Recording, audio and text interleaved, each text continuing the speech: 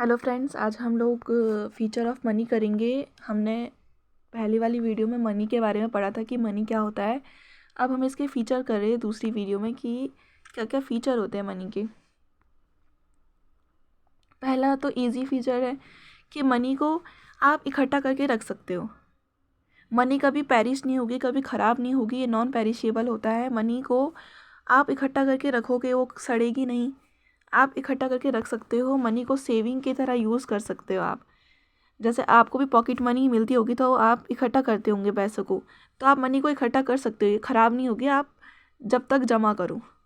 Money is a medium of exchange. ये तो सबसे सिंपल है कि मनी को एक्सचेंज के मीडियम के लिए यूज़ किया जाता है। मनी को एक्सेप्ट हर कोई एक्सेप्ट करेगा, कोई भी लेने से मना नहीं करेगा। तो ये कॉमन मीडियम ऑफ एक्सचेंज होता है ऑल ओवर इंडिया में। जितने भी पूरी कंट्री में है उसमें उनकी जो करेंसी है वो हर कोई एक्सेप्ट करेगा, कोई उसको लेने से मना नहीं करेगा। और मनी को वैल्यू निकालने में मदद की जाती है। जैसे कि हाँ, वैल्यू मतलब क्या होता है, किसी भी प्रोडक्ट का वैल्यू को मेज़र करने में निकालते हैं। जैसे कि आपने कोई पेन ख़रीदा 10 रुपीज़ का, तो आप 10 रुपीज़ कैसे बोल रहे हो, क्योंकि रुपीज़ लगा इसके पीछे। आप इसको मेज़र कर रहे हो कि ये पेन 10 रुपये का है, इसको वैल्यू कर रहे हो, इसकी वैल्यू बता रहे हो। तो ये मनी की हेल्प से ही तो हो रहा है, इसकी वैल्यू कि 10 रुपये का पेन है, ये सामान इतने रुपए का है। तो मनी को हम वैल्यू मेज़र करने में भी वो करते हैं, कंसिडर करते हैं, यूज़ करते हैं।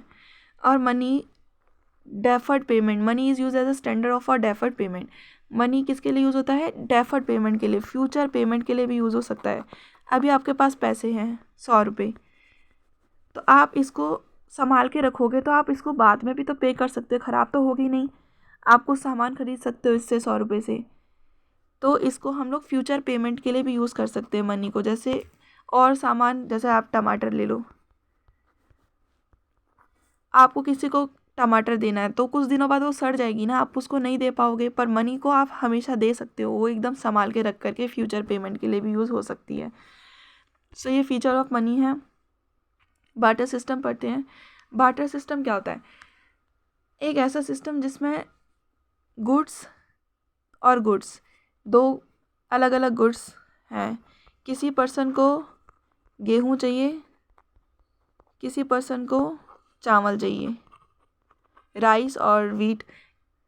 तो जिसके पास चावल है वो क्या दूसरे से गेहूँ ले ले और उसको चावल दे दे।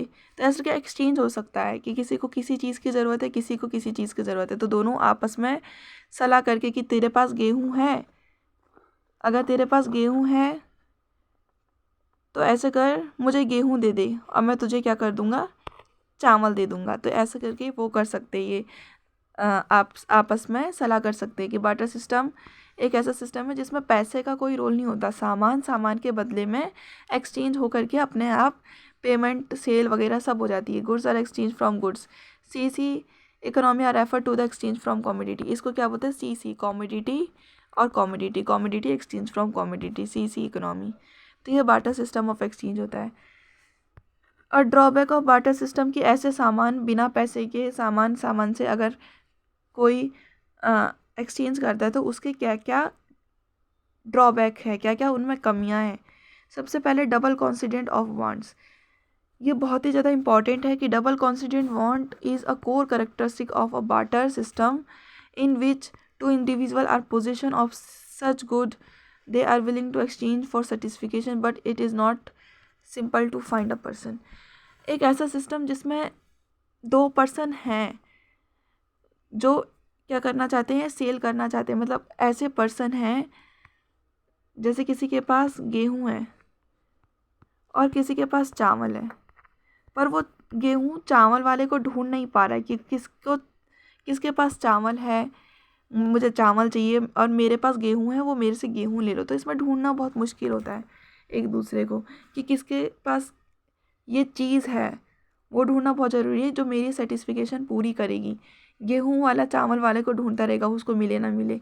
तो फिर सेटिस्फिकेशन को पूरा करने के लिए बहुत मेहनत लगती है, ढूंढना पड़ता है इंसान को कि वो इंसान कहाँ है। तो डबल कॉन्सिडेंट ऑफ वांट यही होता है कि एक्चुअल में वो पर्सन नहीं मिल पाते काफ़ी बारी। जो हमारी रिक्वायरमेंट को फुलफ़िल कर ले। जैसे मुझे गेहूँ चाहिए, पर वो मुझे गेहूँ जिसके पास है वो मिल ही नहीं रहा है। मैं ढूँढने जा रही हूँ पूरे मार्केट में, मिला ही नहीं। और मेरे पास चावल है, मैं चावल देना चाहती हूँ पर वो सामने वाला लेना नहीं चाहता गेहूँ जिसके पास है। तो ये डबल कॉन्सिडेंट ऑफ वांट ऐसे करके मर्ज होता है। तो पहला इसका यही है कि सामान अगर सामान के बदले में हम लोग देते हैं तो एक्चुअल पर्सन को ढूंढना बहुत मुश्किल है जिसको ये रिक्वायरमेंट है उस सामान की और जिसके पास वो सामान है। Lake of common unit of value, जैसे मनी से हम लोग जल्दी से एवेल्यूएट कर लेते हैं कि इसकी वैल्यू क्या है, बट बार्टर सिस्टम से वैल्यू करना बहुत मुश्किल होता है। जैसे हम पेन का वैल्यू कर लेते हैं कि 10 रुपये का है, पर बार्टर सिस्टम से वो एक्सचेंज नहीं होता कि ये पेन अगर हम पेंसिल के बदले में ले रहे हैं तो ये पेंसिल की वैल्यू क्या होगी। तो बहुत मुश्किल होता है निकालना। Difficulty in future payment deferred payment के लिए डिफ़िकल्टी होती है कि जैसे आपके पास टमाटर रखे हैं, आप टमाटर को दूसरों को देना चाहते हैं, पर आप फ्यूचर में मतलब बहुत देर तक संभाल के नहीं रख सकते। जैसे मनी को हम लोग संभाल के रख सकते हैं, पर टमाटर को आप संभाल के नहीं रख सकते, ये ख़राब हो जाएगा। तो ये फ्यूचर पेमेंट में बहुत ज़्यादा मुश्किल होता है क्योंकि पेरिशेबल थिंग होते हैं। Difficulty in storage of value, और इसको स्टोर करना भी मुश्किल होता है। पैसों को स्टोर करना ईजी होता है, पर सामानों को स्टोर करके रखना बहुत मुश्किल होता है क्योंकि वैल्यू भी नहीं पता और सामानों को स्टोर करे जा रहे हो तुम। तो सेविंग इज़ पॉसिबल ओनली, तो सेविंग नहीं हो पाती है। जैसे आप टमाटर इकट्ठे कर रहे हो, पर इसका हमें वैल्यू नहीं पता एक्चुअल कि कितने में बिकेगा, क्या होगा। तो स्टोर करना बहुत मुश्किल है। तो बार्टर सिस्टम का आपको आ गया होगा समझ कि ड्रॉबैक क्या है, क्या होता है barter system, feature of money आ गया होगा। नेक्स्ट वीडियो में हम टाइप ऑफ मनी करेंगे। अगर आपको वीडियो अच्छी लगे लाइक शेयर सब्सक्राइब करें। Thank you for watching.